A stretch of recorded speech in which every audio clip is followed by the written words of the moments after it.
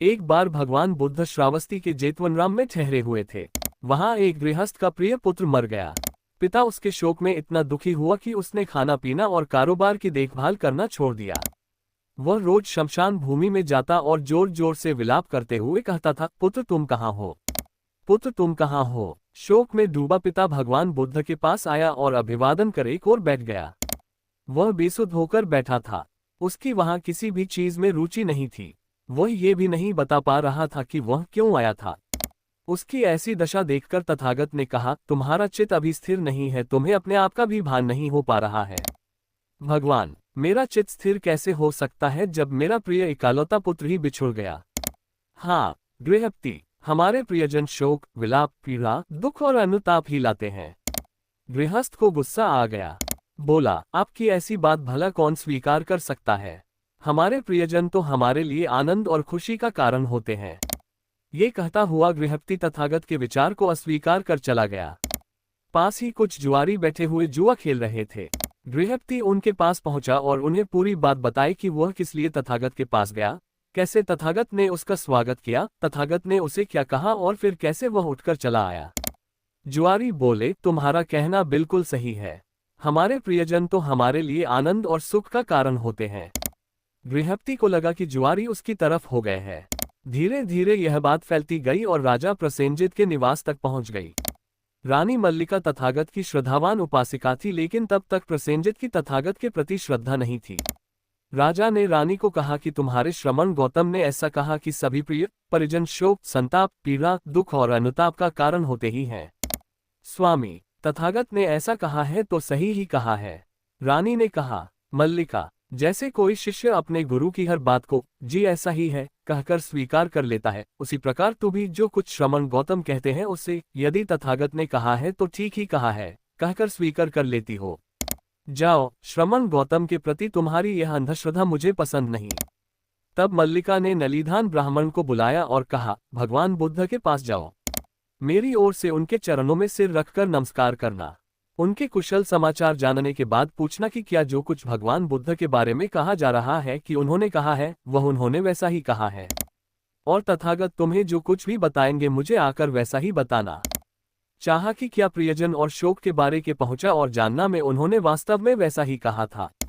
हाँ ब्राह्मण, हमारे प्रियजन शोक, संताप, पीड़ा, दुख और अनुताप का कारण होते हैं, और इसके पक्ष में ये कुछ उदाहरण हैं। एकाएक बार यही श्रावस्ती में एक स्त्री की मां मर गई।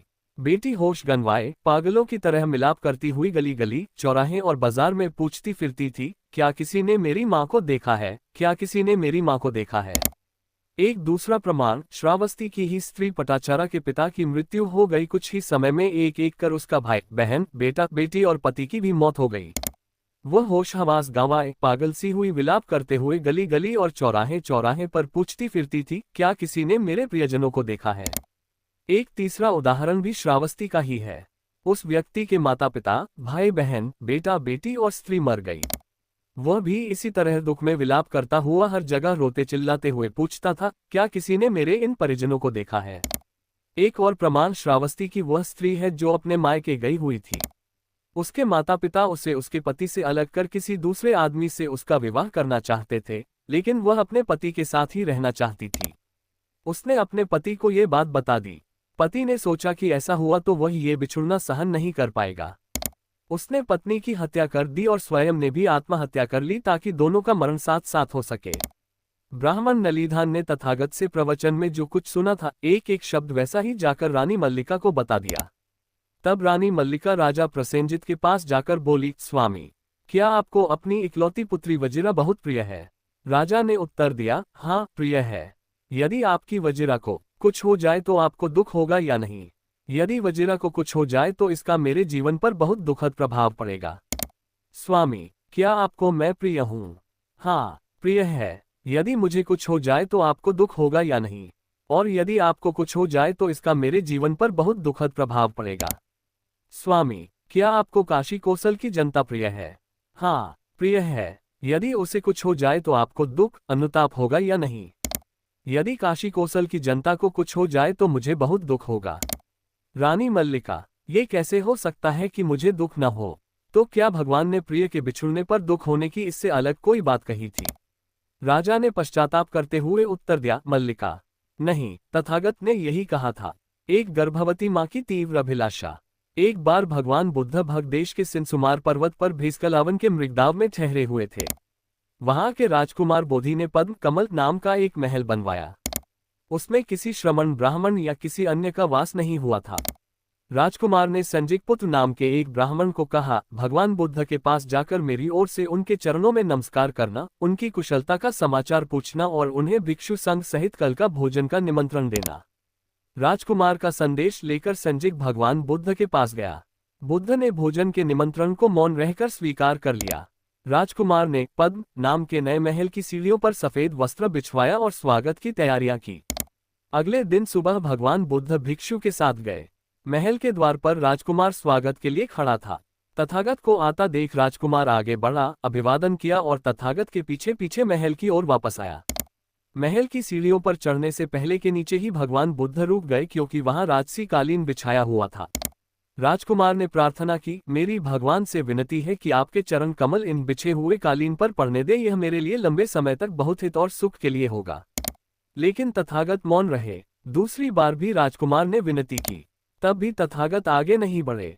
तीसरी बार भी विनती की तो तथागत ने आनंद की ओर देखा। आनंद तथागत की भावनाओं को समझ गए और कहा कि ये महंगे राजसी कालीन को समेटकर हटा दिया जाए, क्योंकि तथागत के पीछे आने वाले लोगों का ध्यान रखकर इस कालीन पर नहीं चलेंगे। राजकुमार के आदेश के बाद कालीन हटा दिए और भगवान बुद्ध भिक्षु संघ सहित महल की ऊपरी मंजिल पर बिछे हुए आसनों पर विराजमान हुए। राजकुमार ने अपने हाथों से तथागत और भिक्षु संघ को प्रसन्न मन से श्रेष्ठ भोजन परोसा।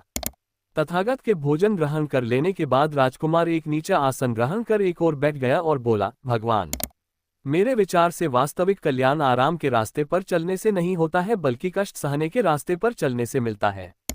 तथागत ने कहा, राजकुमार, बोधि लाभ प्राप्त करने से पहले मैं भी यही विचार रखता था। जब मैं नौजवान था, मेरे काले घुंघराले बाल थे, सुंदर आकर्षक शरीर था। उस समय अपने माता पिता की इच्छा के विपरीत, जो उस समय रो रहे थे, दुखी थे, मैंने सिर के बाल और दाढ़ी मुंडा ली। काशाय वस्त्र धारण कर गृह त्याग कर प्रव्रजित हो गया। एक परिव्राजक होकर सत्य की खोज में उस मार्ग की तलाश में चल पड़ा, जहां अनुपम शांति मिल सके। अतः यदि व्यक्ति सद्धम को जानकर उस पर चलता है तो अपने दुखों का अंत कर सकता है। राजकुमार बोला, भगवान, अद्भुत है ऐसा सद्धम, बहुत अद्भुत है सद्धम की व्याख्या, ये समझने में भी बहुत सरल है। तब संजिक पुत्र ब्राह्मण ने कहा, राजकुमार, हालांकि आपने सद्धम की प्रशंसा की है, लेकिन आपने बुद्ध, धम्म और संघ की शरण ग्रहण नहीं की है। आपने यह नहीं कहा कि आप त्रिशरण की शरण जाना चाहता है। राजकुमार बोला, मित्र, ऐसा मत कहो, क्योंकि मैंने अपनी माता के मुख से सुना है कि जिस समय भगवान बुद्ध कौसाम्बी के घोषितराम विहार में ठहरे हुए थे, उस समय वह गर्भवती थी। एक दिन भगवान बुद्ध के पास गई, एक ओर बैठकर कहा, भगवान, मेरी कोख से जन्म लेने वाली संतान चाहे लड़का हो या लड़की, बुद्ध, धम्म और संघ की शरण ग्रहण करती है। भगवान, मेरे गर्भ में पल रहे इस शिशु को जीवन पर्यंत अपना शरणागत उपासक स्वीकार करें। अगली बार जब भगवान बुद्ध यहाँ इस भाग्यदेश में ही सिंसुमार पर्वत पर भीष्कलावन में ठहरे हुए थे, तो मेरी दाई मुझे तथागत के पास ले गई और सामने हाथ जोड़कर बोली, ये बोधि राजकुमार बुद्ध, धम्म और संघ की शरण ग्रहण करता है। आज मैं तीसरी बार स्वयं ये शरण ग्रहण करता हूँ और तथागत से विनती करता हूँ कि वो मुझे अपना शरणागत उपासक स्वीकार करें।